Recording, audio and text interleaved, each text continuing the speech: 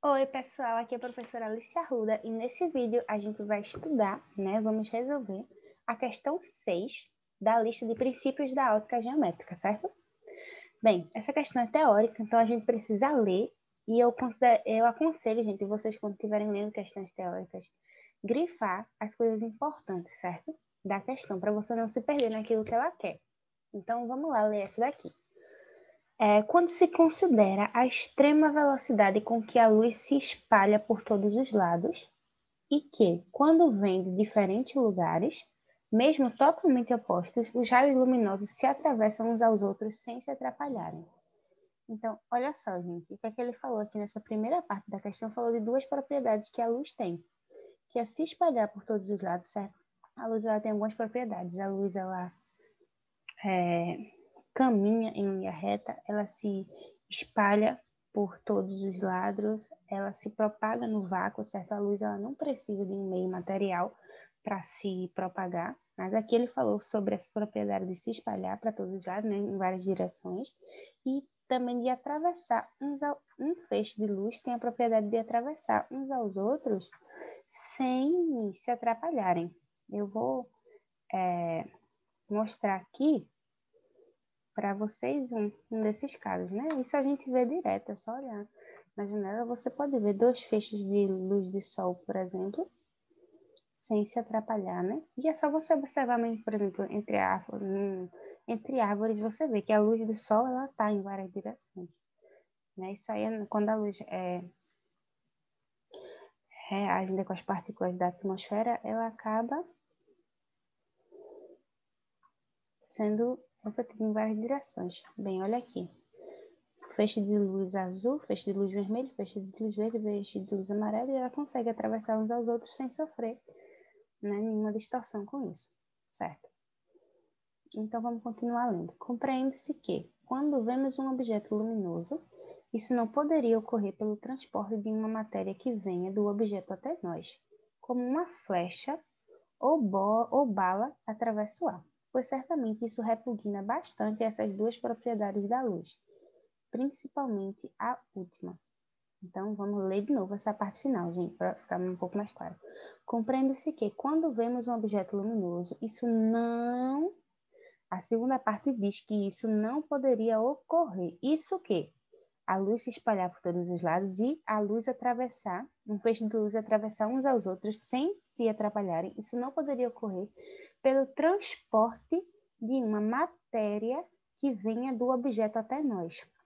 Então, gente, ele está dizendo que se a luz, certo? Ela fosse feita de uma matéria, certo? Se a luz fosse transportada por matéria que venha de um objeto até nós, por exemplo, de uma lâmpada, certo? Se a luz, para chegar até nós, ela fosse em forma de matéria, ele está dizendo que ela não seria capaz de se espalhar para todos os lados e nem atravessar, um feixe de luz atravessar o outro sem que eles se atrapalhassem. Por exemplo, como uma flecha ou uma bala no ar, certo? Porque, por exemplo, uma flecha é uma matéria, né? Então, se você imagina uma flecha cruzando com outra, elas iam se atrapalhar.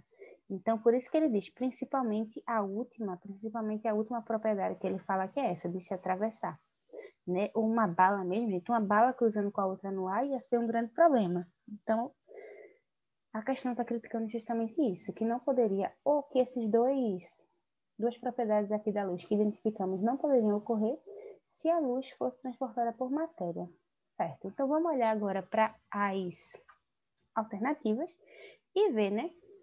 Esse texto está contestando qual concepção, qual entendimento acerca do comportamento da luz, né? A concepção acerca do comportamento da luz. Na letra A, diz que o texto contesta o entendimento de que a luz precisa de um meio de propagação, difundido pelos defensores da existência do éter.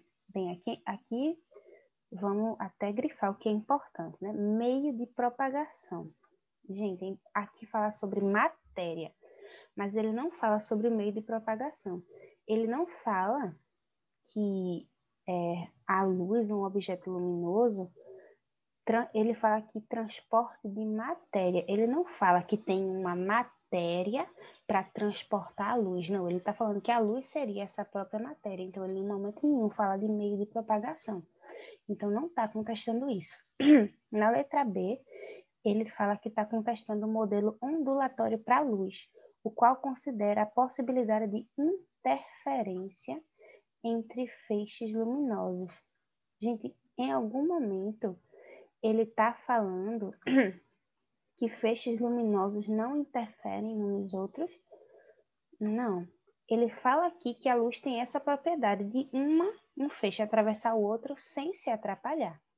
Mas em momento nenhum ele falou que ele está criticando o modelo ondulatório que diz, né, que tem a possibilidade de interferência entre feixes luminosos. Não, ele não diz que essa possibilidade não existe. Em nenhum momento fala sobre isso. Na letra C, ele fala o modelo corpuscular defendido por Newton, que descreve a luz como um feixe de partículas. Olha, gente, feixe de partículas seria o quê? Seria matéria. E aqui a gente estava criticando isso, de tratar a luz como matéria. Então, talvez seja essa letra C. Vamos analisar a letra D e a letra E, certo? Na letra D, diz que o texto está criticando a crença na velocidade infinita da luz, defendida pela maioria dos filósofos gregos. Onde é que estava falando sobre velocidade da luz no texto? Vamos ver se a gente acha.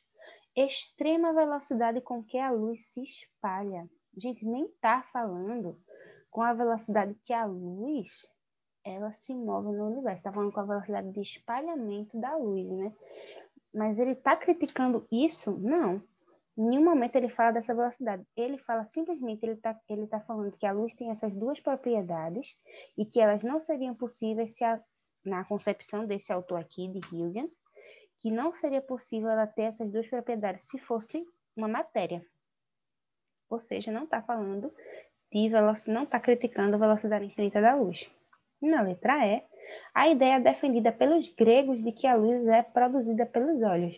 Bem, gente, isso aqui eu creio que eu nem preciso falar nada, porque em nenhum momento aqui se faz menção nenhuma a nenhuma ideia de que luz era produzida pelos olhos.